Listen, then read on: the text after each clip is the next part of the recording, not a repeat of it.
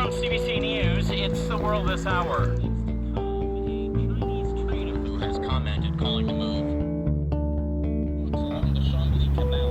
The canal is the old.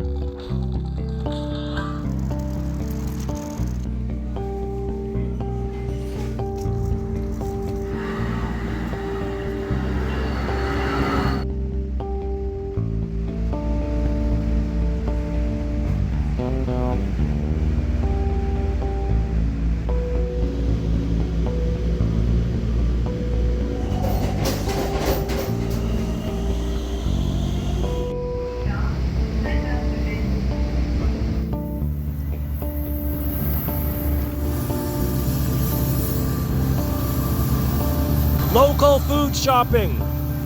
Shopping by train because we don't have a store.